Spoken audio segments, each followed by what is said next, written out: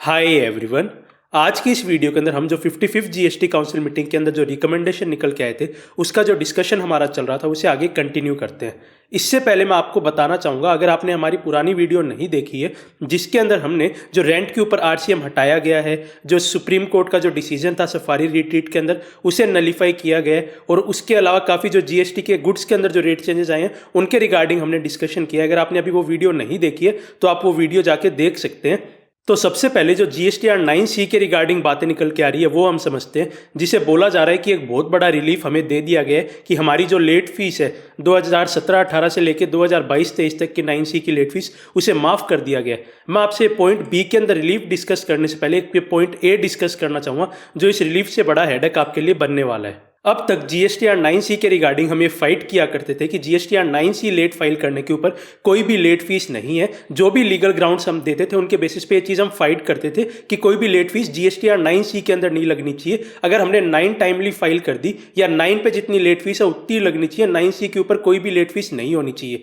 लेकिन अब ये ए पॉइंट इन्होंने जो लिखा है उसकी वजह से आपको बहुत ज़्यादा इशू आने वाले हैं, और इवन अगर आप लीगल ग्राउंड्स पे ये चीज़ फाइट भी करेंगे कि क्या आपको 9C के ऊपर लेट फीस लगनी चाहिए या नहीं लगनी चाहिए, तो आप भूल जाइए कि आपको कोई भी रिलीफ जो आपकी एडजुडिकेटिंग स्टेज है, मतलब एससीएन की स्टेज है या फिर फर्स्ट अपील तक, आपको कोई भी रिलीफ इस बात पे मिलेगा कि 9C के ऊपर मेरे लेट फीस नहीं लगनी चाहिए। तो उसका आपको कोई भी रिलीफ अगर चाहिए तो आपको और हायर लेवल्स पे जाना पड़ेगा। ये पॉइंट ए पढ़ने के बाद आपको ये बात समझ आएगी। तो सबसे पहले क्या चीज आई है यहाँ पे, वो बोलते हैं कि हम क्लैरिफिकेशन दे रहे हैं किस रिगार्डिंग की applicability of late fees delay in filing of form GSTR 9C। तो ये बोल रहे हैं कि हम एक क्लैरिफिकेशन इशू करेंगे जिसके अंदर हम ये बताएंगे कि जीएसटीआर 9C लेट फाइल करने के ऊपर लेट फीस लगती है या नहीं लगती, और साथ के साथ क्लैरिफिकेशन और क्या आएगा, एक तो आएगा कि 9C पे लेट फीस है या नहीं, उसके रिगार्डिंग एक क्लैरिफिकेशन होगा। दूसरा हम ये बताएंगे कि प्रोवाइडिंग एक वेवर जो हमें दे रहे हैं लेट फीस पे जो आप 9C डिलेड फाइल कर रहे हैं 17-18 से लेके 22-23 की, तो ये एक तो क्लैरिफिकेशन देंगे 9C लेट फाइल करने के ऊपर लेट फीस लगती है उसका। दूसरा ये एक नोटिफिकेशन इशू करके जो 2017-18 से लेके 22-23 का पीरियड है उसकी जीएसटीआर 9C की जो लेट फीस है उसे वेव कर देंगे। तो ये दो चीजें इस पॉइंट के अंदर हम डिस्कस करेंगे। तो सबसे पहले ये ए के अंदर लिखते हैं कि जीएसटी काउंसिल रिकमेंड कर रही है कि हम एक सर्कुलर इशू करेंगे। तो आपको समझना होगा वो सिर्फ एक सर्कुलर इशू कर रहे हैं, वो क्लैरिफिकेशन इशू कर रहे हैं, कोई भी दूसरा लॉ के अंदर चेंज नहीं ला रहे कि जिससे कि आपके ये लिख दिया जाए कि 9C के ऊपर लेट फीस लगेगी। लॉ के अंदर कोई भी चेंज नहीं ला रहे, एक क्लैरिफिकेशन के थ्रू ये चीज क्लैरिफाई कर रहे हैं कि 9C के ऊपर लेट फीस है। तो ये सर्कुलर इशू करते हुए बताएंगे कि जो आपकी लेट फीस लगती है सेक्शन 47(2) के अंदर, 47 के अंदर जो लेट फीस के रिगार्डिंग बात है वो होती है, और 47(2) के अंदर जो आपकी एनुअल रिटर्न के ऊपर लेट फीस है उसके रिगार्डिंग बात होती है। तो जो बोलते हैं कि जो लेट फीस लगती है सेक्शन 47(2) के अंदर सीजीएसटी एक्ट के, वो लेविएबल है डिले करने पे, फाइलिंग आपकी कंप्लीट एनुअल रिटर्न फाइल करने पे आपका जो डिले होता है उसके अंदर आपकी लेट फीस लगती है 47(2) के अंदर। इनका यहाँ पे जो कंप्लीट एनुअल रिटर्न यूज करने का मतलब है, ये बोल रहे हैं कि जीएसटीआर 9 और GSTR 9C where ever applicable, मतलब 9 तो 2 करोड़ से ऊपर, 9C 5 करोड़ से ऊपर। तो हम आपकी कंप्लीट एनुअल रिटर्न फाइल तभी मानेंगे अगर आपके ऊपर 9C भी एप्लीकेबल है, तो आप 9C भी फाइल कर दो। तो ये इसलिए यहाँ पे वर्ड यूज करें कंप्लीट एनुअल रिटर्न जो आपको फाइल करनी है सेक्शन 44 के अंदर, उसके अकॉर्डिंग लेट फीस लगती है 47(2) के अंदर। तो इसकी वजह से विच इंक्लूड कि जहाँ पे जीएसटीआर 9 भी इंक्लूड होता है, जीएसटीआर 9C भी इंक्लूड होता है, जहाँ पे भी एप्लीकेबल होता है। तो इनका सीधा सा मतलब ये है कि अब से जीएसटीआर 9C भी अगर आप डिलेड फाइल कर रहे हैं, 9 आपने टाइमली फाइल कर दी, 9C आपने डिलेड फाइल की, तो आपके ऊपर आपकी कंप्लीट एनुअल रिटर्न फाइल नहीं किया आपने जो आपको सेक्शन 44 के अंदर रिक्वायर्ड है, तो इसलिए आपको सेक्शन 47(2) की अकॉर्डेंस के अंदर लेट फीस देनी होगी, और ये इसके लिए एक सर्कुलर इशू करने वाले हैं। तो सर्कुलर आने से जो आपकी अथॉरिटीज पहले थोड़ी बहुत बात सुनने के लिए कीन रहती थी कि हम सुन सकते हैं एडजुडिकेशन लेवल पे, अपील लेवल के ऊपर, तो अब वो बात नहीं सुनेंगे क्योंकि क्लियर एक डिपार्टमेंट का सर्कुलर आ जाएगा। तो जिससे एटलीस्ट ये अथॉरिटीज तो आपका ये आर्गुमेंट एंटरटेन नहीं करेगी कि मेरे ऊपर 9C के ऊपर कोई भी लेट फीस नहीं है। लेकिन जो इन्होंने यहाँ पे लेट फीस लगाने का क्लैरिफिकेशन इशू करने की बात कर दी, उसे थोड़ा सा कवर करने के लिए इन्होंने एक पॉइंट बी यहाँ पे दे दिया। तो ये बोल रहे हैं कि जो एनुअल रिटर्न आपकी जो परटेन कर रही है 17-18 से लेके 22-23 की, तो आप ध्यान दीजिए यहाँ पे 22-23 तक ही कवर हो रहा है, 23-24 जो अभी फाइनेंशियल ईयर की आप रिटर्न अभी फाइल कर रहे हैं 9C, वो यहाँ पे कवर नहीं हो रहा। तो आपको इंश्योर करना होगा कि जो अभी करंट फाइनेंशियल ईयर की आप 9C फाइल कर रहे हैं, 23-24 की जो आप 9C फाइल कर रहे हैं वो आप टाइमली फाइल करें। अदरवाइज आप लेट जाके वो 9C फाइल करेंगे तो यहाँ पे कोई भी वेवर नहीं है, आपको लेट फीस देनी पड़ेगी, आप रिलीफ सीक नहीं कर पाएंगे एडजुडिकेटिंग अथॉरिटी के सामने, एपीलेट अथॉरिटी के सामने। तो ये बोल रहे हैं कि आपकी जो फाइनेंशियल ईयर 17-18 से लेके 22-23 की जो आपकी एनुअल रिटर्न थी, तो उसको लेके जो जीएसटी काउंसिल है उन्होंने रिकमेंड किया है कि वो एक नोटिफिकेशन इशू करेंगे सेक्शन 128 की पावर यूज करते हुए, जिसके अंदर वो आपका वेव कर देंगे जो भी आपकी लेट फीस है, जो आपने डिले हुआ है फॉर्म 9C फाइल करने के लिए, जो आपकी एक्सेस होगी, जो आपका फॉर्म 9 के अंदर जो लेट फीस है उससे जितनी आपकी एक्सेस होगी वो आपकी वेव कर देंगे फाइनेंशियल ईयर 17-18 से लेके 22-23 की। और वो आपको 31 मार्च 2025 से पहले अगर आपने 9C फाइल कर दिया तो आपकी वो वेव की जाएगी। तो इसका बेसिकली मतलब क्या है कि मान लीजिए आपने 9 भी लेट फाइल की और 9C भी लेट फाइल की। 9 लेट फाइल करने के आपके ऊपर टोटल लेट फीस लग रही थी 100 रुपए।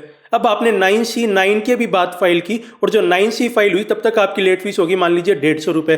तो ये बोल रहे हैं कि हम आपसे 100 रुपए तो लेंगे, 9 के ऊपर जो लेट फीस बन रही है वो तो हम आपसे लेंगे, लेकिन 9 के एक्सेस में जितनी आपकी 9C के ऊपर लेट फीस लग रही है उतनी हम वेव कर देंगे। मतलब 100 के एक्सेस में 150 कितना 50 रुपए, तो ये 50 रुपए की लेट फीस आपकी वेव कर देंगे। तो जो आपकी 100 रुपए की लेट फीस है वही आपके ऊपर लगेगी। अब मान लीजिए आपने 9 तो टाइमली फाइल कर दी, 0 आपकी लेट फीस लगी, लेकिन आपकी 9C थोड़ी डिले होगी जिसकी वजह से आपके ऊपर 50 रुपए की लेट फीस 9C के अंदर लग गई। तो ये बोल रहे हैं कि 50 हम वेव ऑफ कर देंगे, 9C के अंदर जो डिले हुआ उसकी वजह से जो एक्स्ट्रा लेट फीस लग रही है वो हम आपकी वेव ऑफ कर देंगे, वो भी सिर्फ 17-18 से लेके 22-23 तक की। और वो भी कब, जो आप अगर अपनी 9C 31 मार्च 2025 से पहले पहले फाइल कर देते हैं इन सभी सालों की, अप टू 22-23 तक की अगर आप 31 मार्च 2025 तक फाइल कर देते हैं तो ही आपकी ये लेट फीस वेवर होगी। तो अब मान लीजिए आपकी ये 9C है, जो आपकी मान लीजिए 22-23 की 9C है, वो आपकी डिले होती होती 5 अप्रैल 25 तक पहुंच गई।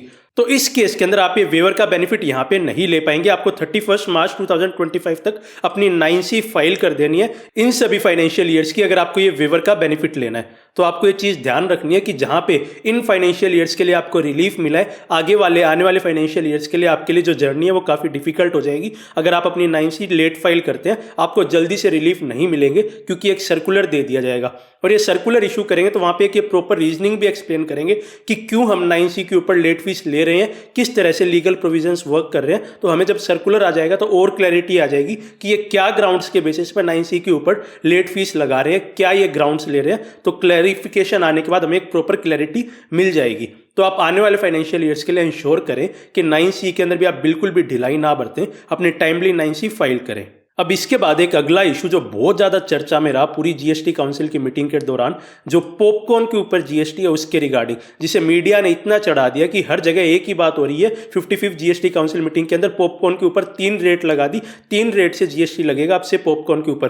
और इसके ऊपर इतना ये इशू बढ़ गया कि ऑनरेबल निर्मला सीतारमण जी को भी इसके ऊपर प्रॉपर अपनी प्रेस कॉन्फ्रेंस के बीच में पूरा एक्सप्लेनेशन देना पड़ा कि क्या सीन है, किस वजह से ये 3 रेट लग रहे हैं। तो इसके ऊपर जो मीडिया ने जो इसकी हाइप बनाई है वो बहुत ज़्यादा है। तो इसलिए हमारे लिए समझना जरूरी होगा कि पॉपकॉर्न के ऊपर क्या सीन चल रहा है, क्या इशू है, 3 रेट क्या लग रही है, 5%, 12%, 18%, और वो क्यों लग रही है, तो हम पूरा डिटेल में यहाँ पे समझते हैं। तो सबसे पहले तो आपको ये समझना होगा कि ये क्लैरिटी प्रोवाइड कर रहे हैं, सिर्फ एक क्लैरिटी प्रोवाइड कर रहे हैं। ऐसा नहीं है कि ये लॉ के अंदर कोई चेंजेस ला रहे हैं, इन्होंने कोई रेट नोटिफिकेशन चेंज कर दिया, नया रेट नोटिफिकेशन लाएंगे, ऐसा कुछ भी नहीं है। वो एक सर्कुलर इशू करके बस ये चीज़ क्लैरिफाई करेंगे कि पॉपकॉर्न के ऊपर कितना टैक्स लगना चाहिए। तो जो प्रोविजंस लॉ के पहले थे वही अभी भी है, बस ये क्लैरिफाई करेंगे कि क्या लोग सही अप्लाई कर रहे हैं, गलत अप्लाई कर रहे हैं, उन्हें किस तरह से इंटरप्रेट करें आप। तो उसके लिए बस एक क्लैरिफिकेशन आएगी, उसके रिगार्डिंग बस ये आपका ये पॉइंट है। तो ये क्लैरिटी क्या देंगे कि जो ये पॉपकॉर्न है जो मिक्स की जाती है, जिसके अंदर नमक और मसाले डाले जाते हैं, सोल्ट एंड स्पाइसेस डाले जाते हैं, जिस पॉपकॉर्न के अंदर जो नमकीन पॉपकॉर्न होती है जिसके अंदर नमक मसाले डाल के जो दी जाती है, वो आपकी क्लासीफाई होगी HSN 21069099 के अंदर, और उसके ऊपर 5% जीएसटी की रेट लगेगी। तो आप नॉर्मल जो पॉपकॉर्न होती है जो सीधी डब्बे में आपको डाल के दे दी जाती है, जो नमक मिर्च मसाले के साथ आती है, उस पर 5% जीएसटी के रेट है। इसके बाद ये आगे बोलते हैं कि यही नमक वाली मसाले वाली जो प्रॉपर नमकीन पॉपकॉर्न आती है, अगर उसे प्री पैकेज और लेबल करके, मतलब उसकी पैकेजिंग करके लेबलिंग करके पूरा जो स्टैंडर्ड्स बने हुए हैं उसके हिसाब से अगर वो पॉपकॉर्न सेल की जाएगी प्रॉपर पैकेजिंग के साथ, तो उसके ऊपर 12% जीएसटी लगेगा। तो यहाँ पे आ गया 5% की बात, 12% की बात। तो जो आपकी नमकीन पॉपकॉर्न होती है सोल्टेड और स्पाइसेस के साथ, तो उसके ऊपर रेट 5% और 12% है। 5% कब, जब वो लूज सेल हो रही है, और 12% कब, जब उसे पूरा पैकेजिंग और लेबलिंग के साथ सेल किया जा रहा है, तो 12% की रेट आएगी। इसके बाद ये बताते हैं कि जब पॉपकॉर्न के अंदर शुगर के साथ उसे मिक्स कर दिया जाता है तो वो उसका कैरेक्टर ही चेंज कर देता है। तो पहले जो थी वो अपने स्पाइसेस और सोल्ट के साथ थी, उसका अलग कैरेक्टर था। अगर आपने उसके अंदर शुगर डाल दी तो उसका वो एकदम अलग कैरेक्टर हो जाएगा, वो एक अलग एचएसएन के अंदर चली जाएगी, तो उसका इन्होंने कैरेक्टर चेंज हो जाएगा। और उसके बाद वो क्या बन जाता है, एक शुगर कन्फेक्शनरी का आइटम बन जाता है। उन्हें वो नो लॉन्गर एक पॉपकॉर्न नहीं बोल रहे, उसे एक शुगर कन्फेक्शनरी का आइटम बोला जा रहा है। जैसे अपनी एक कैरेमल वाली पॉपकॉर्न्स आती है तो वो इसके अंदर कवर हो जाएगी, उसे अब ये क्या बोलेंगे, जो शुगर कन्फेक्शनरी है उसके अंदर एक कवर होने लग जाएगी, उसके एचएसएन के अंदर एक कवर होगी। तो जिसकी वजह से क्या होगा, जो क्लासिफिकेशन है वो एचएसएन कोड 17049090 के अंदर चला जाएगा।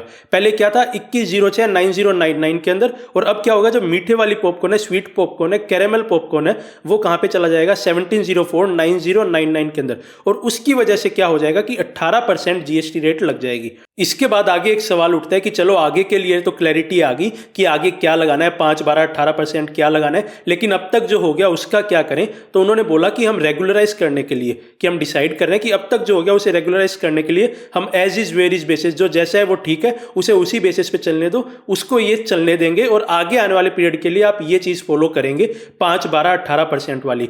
और इसका इतना हाइप बना दिया गया मीडिया के अंदर कि इन्हें नोट लगा के स्पेशल ये बात लिखनी पड़ी यहाँ पे, कि इन्होंने नोट के अंदर यहाँ पे बात लिखी कि कोई भी नया इंपोजिशन हम नहीं कर रहे, कोई भी नया टैक्स नहीं लगा रहे हम, कि पॉपकॉर्न के ऊपर कहीं नया टैक्स आ गया हो। ये हम क्या कर रहे हैं, मेरली एक क्लैरिफिकेशन दे रहे हैं, क्लैरिफाई करेंगे कि क्या रेट लगनी है पॉपकॉर्न के ऊपर।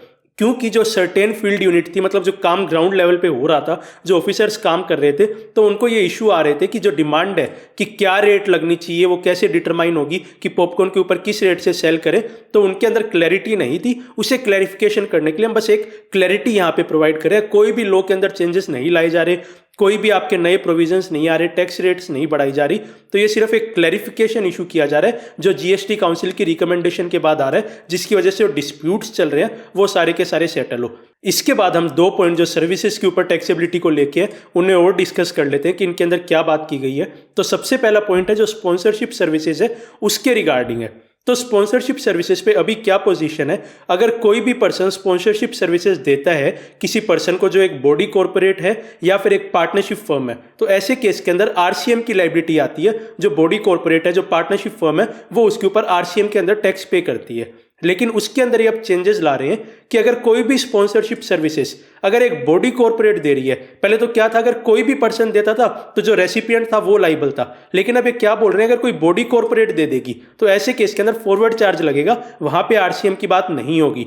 तो अब जो आरसीएम की बात होगी वो कहां होगी, any person other than body corporate. तो बॉडी कॉर्पोरेट के अलावा अगर कोई स्पॉन्सरशिप सर्विसेज देगा तो वहां पे अपन को आरसीएम की लायबिलिटी देखनी है। अगर एक बॉडी कॉर्पोरेट स्पॉन्सरशिप सर्विसेज देगी तो वहां पे अपन को आरसीएम की लायबिलिटी नहीं देखनी, वहां पे हमें ये नहीं देखना कि रेसिपिएंट के ऊपर लायबिलिटी है या नहीं है अंडर आरसीएम टैक्स पे करने की। तो इसके बाद अगला पॉइंट नंबर 2 डिस्कस करने के लिए मैं आपको एक थोड़ा सा कॉन्टेक्स्ट देता हूं कि जब भी आप third party motor vehicle insurance करवाते हो किसी भी जनरल इंश्योरेंस कंपनी से, तो ऐसे केस के अंदर जो भी आप प्रीमियम पे करते हो, जो भी मतलब आप third party motor vehicle insurance के अंदर प्रीमियम पे करते हो, तो ऐसे केस के अंदर जो जनरल इंश्योरेंस कंपनी होती है उन्हें एक फंड के अंदर पैसा थोड़ा सा कॉन्ट्रीब्यूट करना होता है। कौन सा फंड होता है वो, मोटर व्हीकल एक्सीडेंट फंड होता है। तो ये एक फंड बनाया गया है गवर्नमेंट का जो सेक्शन 164B के अंदर आता है। मोटर व्हीकल एक्ट 1988 के अंदर एक फंड बनाया गया सेक्शन 164B के अंदर, मोटर व्हीकल एक्सीडेंट फंड, जिसके अंदर जितनी भी जनरल इंश्योरेंस कंपनीज है उन्हें थोड़ा सा कंट्रीब्यूशन करना होता है अपने जो थर्ड पार्टी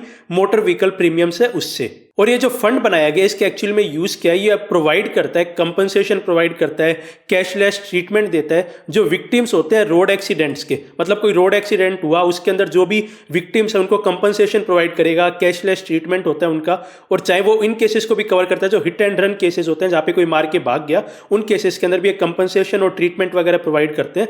इस फंड से। तो इस फंड के अंदर जो जितनी भी जनरल इंश्योरेंस कंपनीज हैं वो कंट्रीब्यूशन करती है अपने third party motor vehicle premium से। तो उसको जो ये कॉन्ट्रीब्यूशंस करती है इस फंड के अंदर, उसे एग्जेम्प्ट किया जा रहा है जीएसटी से। इसके बाद ये एक और क्लैरिफिकेशन देते हैं जिसके अंदर ये बताते हैं कि जो ये एसीसी ब्लॉक्स आते हैं, जो एसीसी ब्लॉक्स होते हैं, उनके अंदर अगर कंटेंट जो है उसके अंदर 50% से ज़्यादा अगर फ्लाई ऐश कंटेंट है, जो फ्लाई ऐश होती है वो इसके अंदर यूज़ आती है बनाने में, जो एसीसी ब्लॉक्स है, अगर उनका कंटेंट 50% से ज़्यादा है एसीसी ब्लॉक्स के अंदर, तो वो जो फॉल करेगा वो HSN नंबर 6815 के अंदर फॉल करेगा और उसके ऊपर 12% का जीएसटी लगेगा।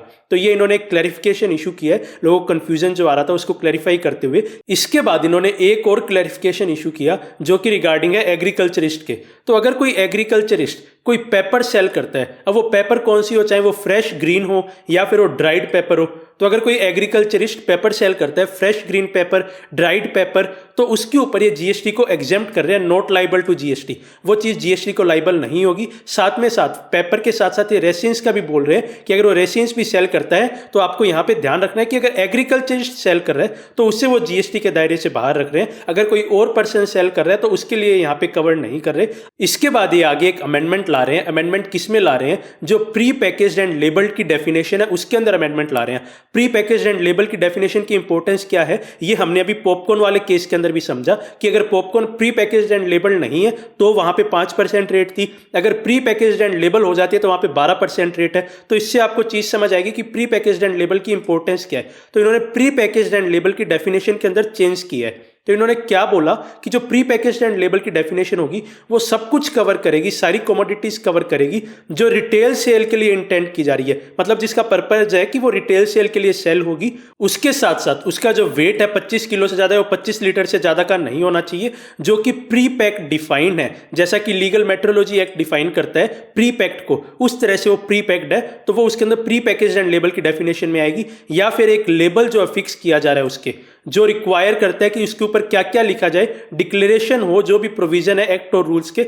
उसके अकॉर्डिंग उस पैकेज के ऊपर जो डिक्लेरेशन है, जो लेबल है उसके ऊपर जो भी डिक्लेरेशन है वो सब हो। तो इस वजह से इन्होंने जो प्री पैकेज एंड लेबल की डेफिनेशन है उसके अंदर अमेंडमेंट करने की बात की है, जो भी एक काफी इंपॉर्टेंट डेफिनेशन है जो काफी जगह रेट्स को इंपैक्ट करता है। तो आपको प्री पैकेज एंड लेबल की डेफिनेशन को भी ध्यान में रखना चाहिए। तो हम इस वीडियो को यहीं पे एंड करते हैं और मैं आशा करता हूं कि आपको ये जो 9C के रिगार्डिंग बात है, जो पॉपकॉर्न का ये इशू चल रहा था उसके रिगार्डिंग बात है, और ये जो बाकी अदर पॉइंट्स हैं उनके रिगार्डिंग एक क्लैरिटी आई होगी। और हमने ऑलरेडी जो वीडियो बना दी है इस वीडियो का और आने वाली वीडियोस का, सभी का लिंक मैं एक प्लेलिस्ट बना के उसके अंदर सारी की सारी ये वीडियोस डाल के कमेंट सेक्शन के अंदर पिन कर दूंगा, तो आप वहां से वो वीडियोस देख सकते हैं। और मैं आशा करता हूं कि आपके लिए ये वीडियो हेल्पफुल रही होगी। So finally thanks for watching and stay tuned.